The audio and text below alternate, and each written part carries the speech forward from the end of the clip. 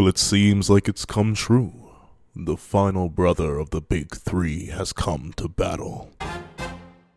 Before I open this review of Chapter 54 of Record of Ragnarok, please do me a favor, leave your own thoughts on the chapter in the comment section down below, leave a like, and subscribe if you haven't already. Also, make sure you hit that little notification bell so you don't miss out on any videos that come to the channel. Now, let's get into it. What's up, guys? I got Pencil, and here we are to review Chapter 54 of Record of Ragnarok, which is known as Substitute.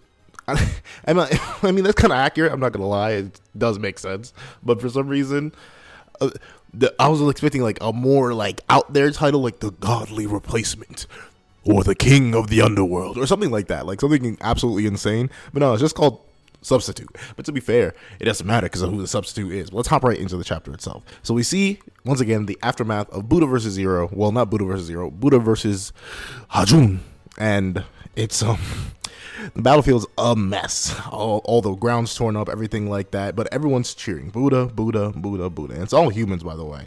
The gods themselves seem to be like, well, golly gee willikers, I didn't know that man was that swole.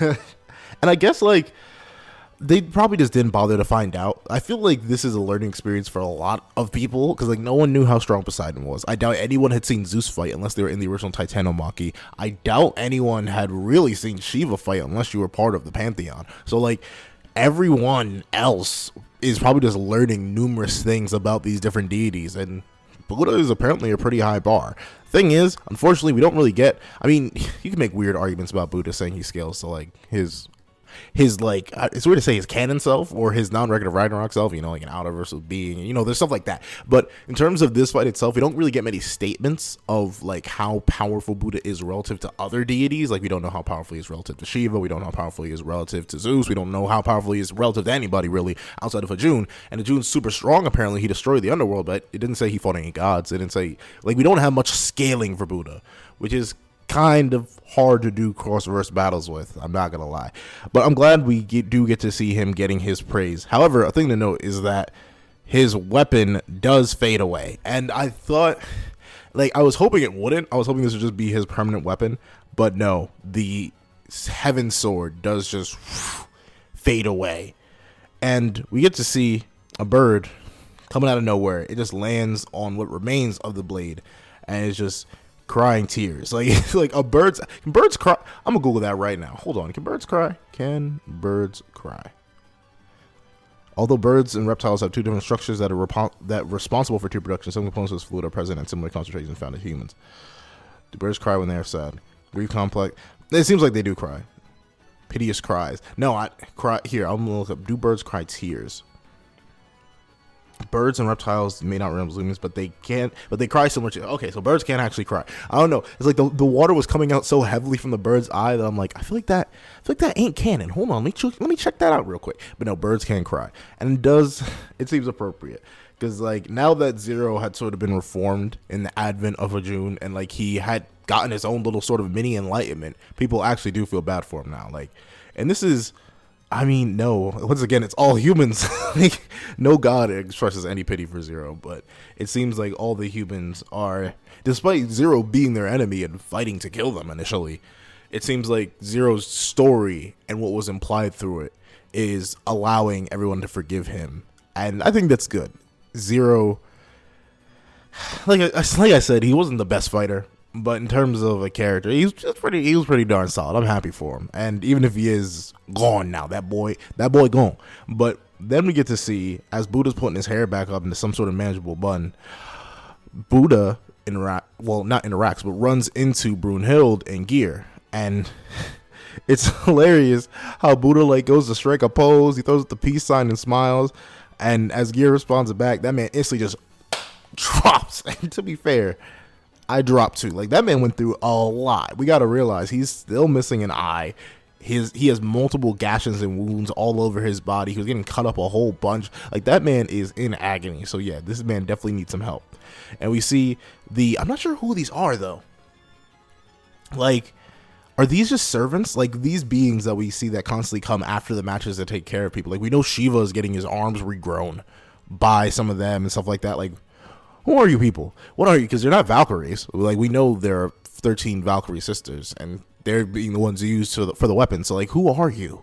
And what pantheon are you from? Are they all gods in their own way? Are these like specialized servants made by the gods? Like, I don't know. For some reason that popped up in my head because we never really get an explanation for what those things are. Off the top of my head, maybe we do somewhere, and I just don't remember it. Don't be afraid to correct me in the comment section down below. But then we get to see that they're like worried about Buddha dying, and despite like being in absolute agony and probably on the verge of death, he's still chilling because he literally reaches up and says, "Hey yo, Boo-chan, come here real quick." And Brunhild, Boo, I mean, then again, there are many names that don't necessarily correlate, like Robert and Bob, but and it still seems weird every time I hear him call her Boo-chan. But then we get to see that Brunhild mentions something, and this is weird. She says, "Thank you for your assistance. You have saved us yet again." What was the first time? Us. Like, who is us referring to? Because you can definitely say this, oh, just him saving humanity by providing the path to enlightenment. True. But Brunhild never cared about enlightenment, especially based on Buddha's next statement. But what is that referring to? Was there a fight in the past? Was there an original? No, there's no way there was an original Ragnarok. This is the first time this proposition has been brought up. So what other time? What was happening in the past? Like, Brunhild, what you talking about? What you talking about? Tell me what you saying. Tell me what you saying right now, because I'm intrigued. What does she mean by "you have saved us again"? You're yet again. That seems mad sussy. I'm not gonna lie. I'm raising an eyebrow at that one. I ain't got but two to raise. But we get to see that Buddha, he doesn't even really acknowledge it, because he's just like, yo, you got that good, like, you got that sweet, well, not the good and what Brunhild's got, because she got the good, but in terms of like candy. And Buddha's just saying about how his candy in particular has the best flavor in the entire world. It's the tastiest thing ever. And Brunhild like relaxes and just like, yeah, whatever. Once you heal up, you'll have as many as you want, enough to give you cavities. I think that's a really neat interaction between the two. Like, it shows there's obviously history between the two. Like, I remember way back before the Zero versus Buddha fight even started, I was noting like, hey, these two seem to have some sort of history and interactions together with each other. Like, what's going on here? Like, what's the word? Like, what we talking about? But now it seems like there's still a history there, or just we aren't going to learn about it now. And I wonder if we're ever going to learn about it, considering we're hopping right into the next fight. But then we get to see that interestingly, when Brunhild is like, okay, great job, we're one step closer to mankind's survival, Buddha brings up a point. He's like, your eyes you're so stubborn, and wait, no, hold on, let me quote this properly. There you go again, all stubborn like. That's all right. You know, Boo-chan, I really like your eyes, full of worldly desire. Now, questions. Where Valkyries come from? They're half human, half god. Are they demigods? Like, what's the thing here? Like, Heracles wasn't apparently a demigod. Maybe he was, maybe he wasn't. We don't necessarily know about that. But I highly doubt it, because I feel like the gods would have known about him, even if Zeus did try to keep him secret. Some gods would have known about him. He wouldn't have been some random dude that need to be transformed by Zeus's blood. Valkyries are the only beings that are specifically noted to be half god, half human. So what does this worldly desire mean? What does it represent? Does it mean, like, I don't know, like just keeping humans alive in general?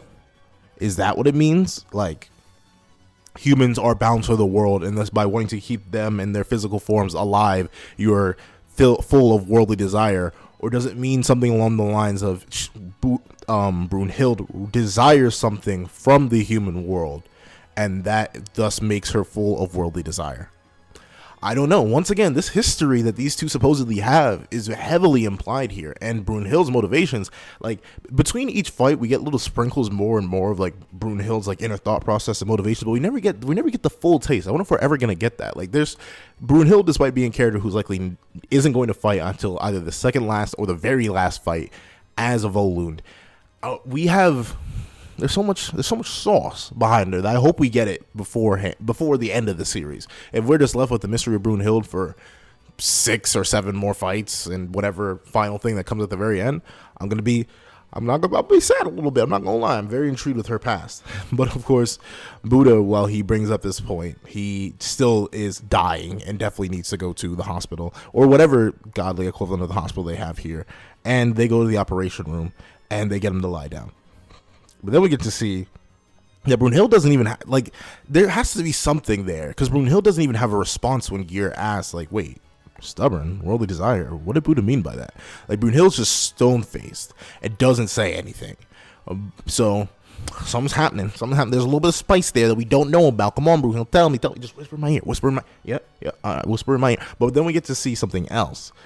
We see the buggy boy burning something, specifically in the little hearth he has in his own little office thing.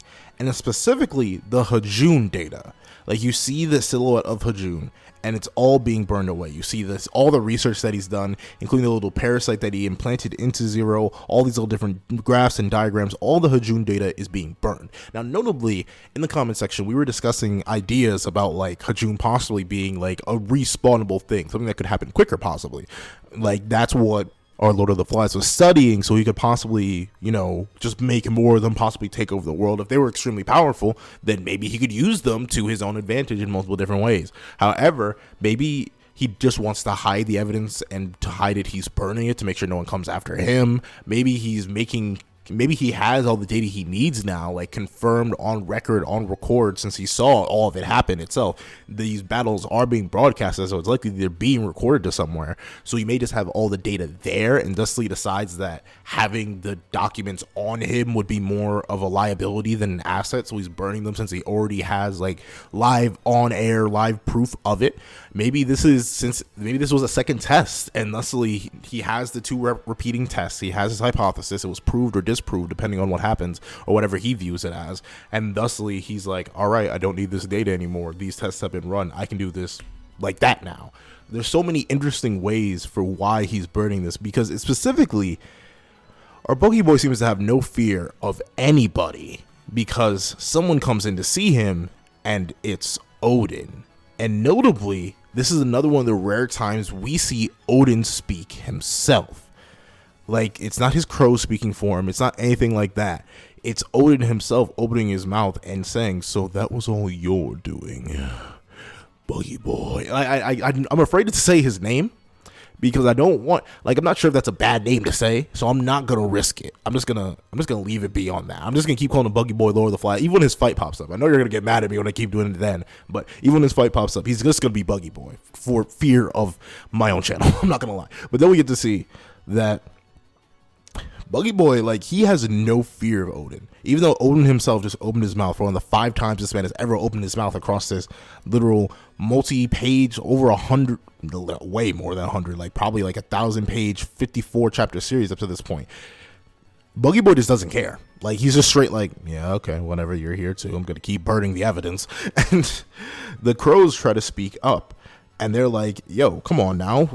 You can't just ignore us. You want to fight? Like, what's happening right here? And I'm supposed they're hyped up because, like, birds typically go after bugs or something like that. But I hate to say it. Hugin and Munin, like, what is going on? Y'all seem a little bit too aggressive for someone who can, like, y'all got almost soloed by a fake Thor. Come on now. Don't get too hyped now. Don't start believing your own hype too much. Hold on. Hold yourselves back. But then we get to see Odin starts to speak again. But this time, his tone is different. Like, notably, the birds that were, like, kind of on his side before, like, they were trying to get his attention, they freeze and shiver. Because this, like, it's almost like Odin is exhaling and inhaling to begin to say something. And then we get to see that Odin, this is something we've seen, I think, only once before, and it was in the midst of the fight between Shiva and Raiden. And right before Hajun versus Zero, like that little area, if you remember, when Odin was alone, he went into this freak battle state where he's like grinning, shaking, scares the birds that are upon him, radiating power, literally destroying the area around him. And right now, Odin's doing it. I'm assuming this is out of threat because, like, he's explaining he's waited a long time for this battle, and he's not going to let anyone disrupt it. And Odin, what? Like, there's so many characters in this story that well, sorry about that. There's so many characters in this story that have such intricate past motivations and whole entire backstories that we aren't getting right now, and I'm feeding for them. Like, not gonna lie, Odin, what is this fight you're talking about? Why are you so hyped up, bro? Why are you flaring up with power right now? And then at the same time, like, this just goes to show you how confident and possibly how powerful Buggy Boy is. Because meanwhile, while Odin's out here flexing, shaking his entire library, all that Buggy Boy notes is the words, "a long, long time." How intriguing. And these two beings seem to have this stare down where Odin's looming over Buggy Boy and Buggy Boy's just looking back. And Buggy Boy's still seated, by the way. And it seems like the Lord of the Flies actually wins this transaction, because meanwhile, while he stays perfectly calm, Odin himself seems to like grit his teeth. The birds are still shaking in fear and stuff like that. Like, his threat didn't work. So it's possible that this man, the Lord of the Flies, is out here really being stronger than everybody, or like up to a decent degree of power that none of the intimidation threats work, and even his own like just sheer interest of like, interesting, what are you talking about, a long, long time? Like, that just seems, this mad scientist seems to be all about that action. I'm not gonna lie. But also but then you could also interpret Odin's reaction here as like, oh no, I've let too much go. Like, he didn't have this big old freak out moment when he was with Zeus last time. He waited for Zeus to leave, and then he had this big freak out moment where he flared his power and everything. So it's entirely possible that Odin never actually wants to let this battle crazed side of him go, possibly the side that he lent to Thor. He never wants to let that out, and thusly, when he did let it slip here, he's embarrassed or something like that. So this could either be a power dynamic thing where this man Odin like let too much slip and thusly he doesn't want to do it, or no, power dynamic would be Buggy Boy's stronger and thus Odin's threat didn't work and Odin shocked his threat didn't work, which implies fear, or Odin's mad at himself that he let himself go and thusly now Buggy Boy has more information than he should. Either way, super interesting. Can't wait to see how this interaction plays out even further in the future. But then we get to see the scoreboard right now, and it is the gods versus humanity, and we see Thor, Lubu, Zeus, Adam, Poseidon, Sasaki Kojiro, Heracles, Jack the Ripper, Shiva, Raiden, Timon, and it's like that should count as a double win for humanity. I'm not gonna lie, like, humanity should be in the lead right now because it literally says Zero Fuku and Hajun. Buddha had to fight two completely individual entities. It doesn't matter that one popped out of the other. That's illegal. He should get double the points. We should be up right now. That's illegal. But then we get to see that Hermes is actually not necessarily shook, but he's intrigued. Like, it's all tied up again. And it seems like we lost the fighter. Not it seems like, we straight up lost the fighter. And we can't suffer another defeat. Like, this could, if they win, if they get the lead, this tournament could turn in their favor. They could survive, and we could lose a lot more deities. And Zeus is like, you're right. And that's why we must win this next round by any means necessary. Like, and this man only flexes the thighs. And when the thighs come out, it gets serious. That man has gains down there. And then we get to see that the question now is who's going to replace Buddha, because now that Buddha's gone, they're down a fighter and technically humanity has a spare fighter, so they need to even things up. And these Hermes, when he asked that question, Zeus is like, yeah, you're right, we need a fighter, but they need to be strong, since obviously these humans seem to be constructed a little bit differently. Like, sure, they were down on their own until Buddha came and helped them, but even still, two humans being able to defeat two very strong, very reputable deities is not a good look for us. And we get this moment of like Hermes saying that he agrees with his father, and then like apparently like accidentally locks eyes with Zeus or something. No, he doesn't lock eyes with Zeus. He locks eyes with Ares, and Ares like has this whole internal crisis moment where he's like, oh Lord, they want me to fight. But I don't want to fight. These humans are strong. I'll die. And if I die, I'll die permanently. I can't even go back to Valhalla. But wait a minute. No, I can't do that. But if I don't fight, I'm going to look like a coward. And I'm the god of war. I can't be a coward. Like, he has this whole mental breakdown. And this is the funniest moment for Ares in the series. And it's not even that funny. I'm not going to lie. Still like Ares. I'm glad he's portrayed accurately. That's good. However, man, does he suck. Like, I just want, like, honestly, me, right here, right now, pencil in hand, would mop Ares. And all I would need is a pencil. Don't even give me a Voloon. I destroy him myself. Teleport me to Ragnarok right now. Okay. No, don't ever do that. But still, it's kind of hilarious that Ares really, like, I'll give him credit. He not only considered all that in 0.25 seconds and was actually ready to sacrifice himself, because it essentially would have been an easy dub for humanity. Let's be real. But Hades, his good old uncle, speaks up and says, I shall go. And notably, this has everyone shook. Like, Zeus, his eyes open wide. Hermes, shaking. Ares, what? Like, everyone's confused. Like, wait a minute. You, the ruler of Helheim, you're gonna do it yourself? And, like, Hades is like, I mean, yeah, not gonna lie. That's what I said, didn't I? Like, did I stutter? And Zeus asks a very important question of, like, hey, what's gotten into you, old king of Helheim? What's got you all acted up? What's got you all fiery? And Hades gives this look. And, like, notably, fun fact, I am older than a lot of the younger members of my family. I've given my family members that are younger than me this look, and I've received this look numerous times from people that are older than me. Family members are not. It's the really, you idiot. It looked like I don't know how the mangaka managed to capture that in such a perfect way, but like the hand on the face, the look of disappointment, like he's like, Hades isn't mad, he's just disappointment. But he's just disappointment. He's just disappointed. But then we get to see Hades is just like, fool's question with an obvious answer. And notably, he takes the eye patch thingamajig off his eye and he crushes it. Well, he doesn't really crush it, honestly. That thing must be durable because it more so just like crunches a little bit to pieces in his hands. And he's like, this is revenge for my dear brother Poseidon.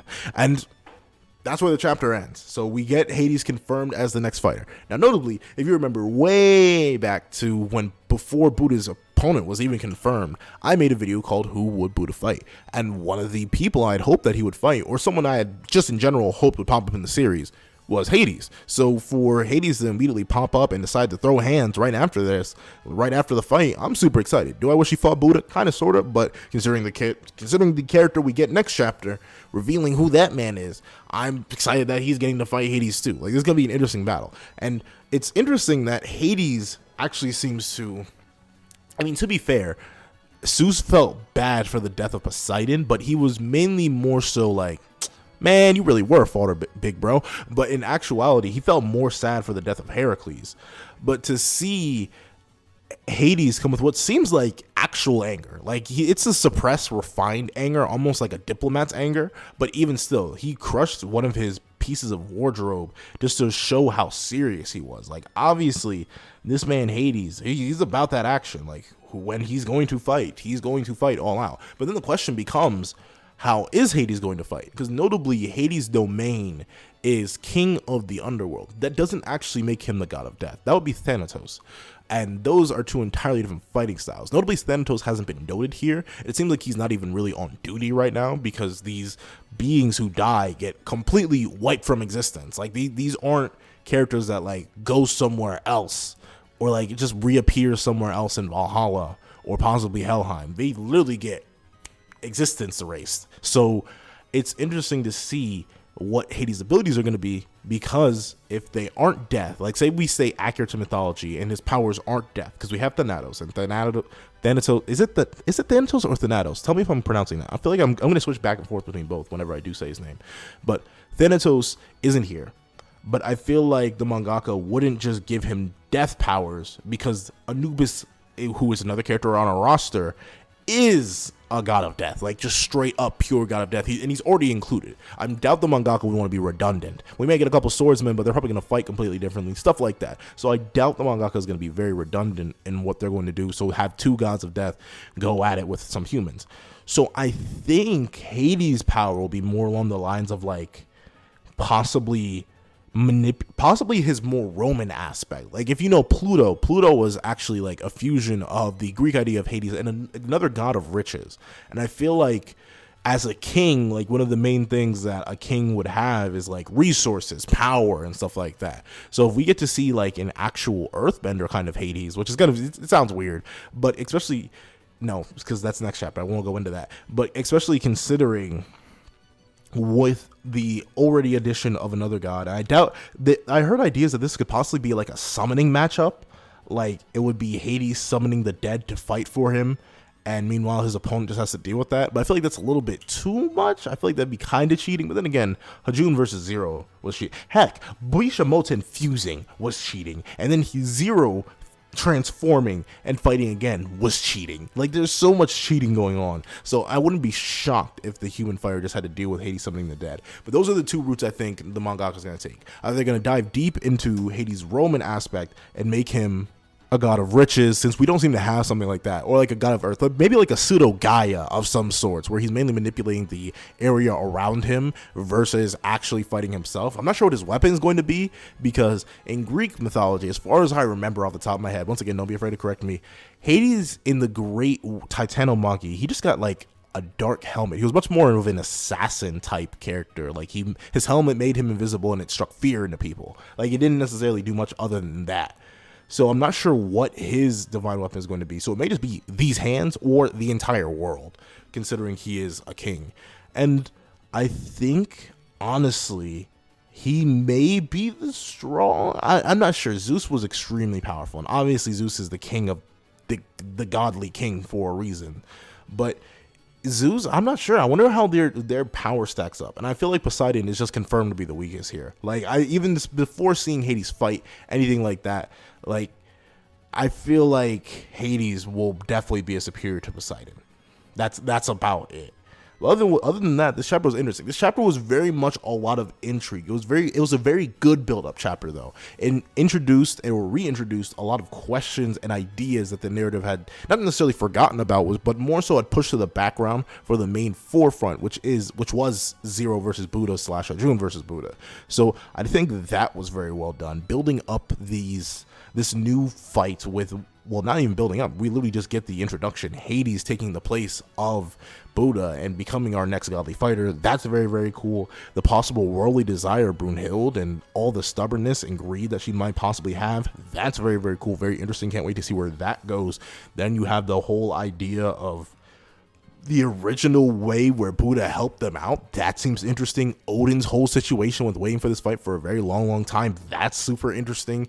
The whole idea of Buggy Boy getting rid of the Hajun data for one reason or another, and then proceeding to not even be scared of one of the supreme leader deities in Odin. That's very interesting. Like, this chapter is full of interesting concepts that may not ever be fleshed out on, or will just not be fleshed out on for a long time. And usually, if a chapter has like one or two of those, I won't give it full credit. I won't give it full score. But considering this chapter, within like a reasonably short page span too, like this is literally a 25-page chapter. It's barely longer than your like weekly manga by like 5 or 8 pages.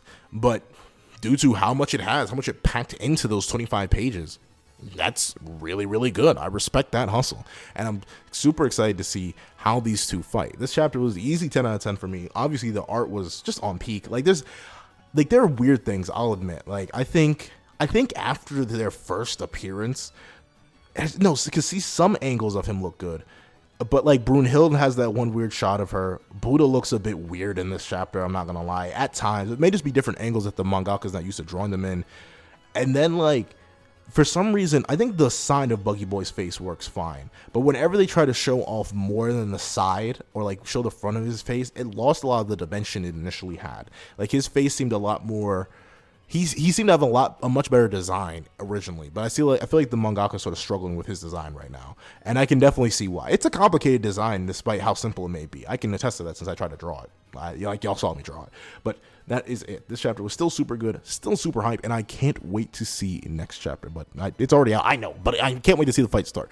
But that is it. Those are my thoughts on the chapter. Please tell me what your thoughts on the chapter are in the comment section down below. Thank you so much for watching. Please remember to like, share, comment, and subscribe. And I hope you guys have a wonderful day. This is That Guy with a Pencil, writing off.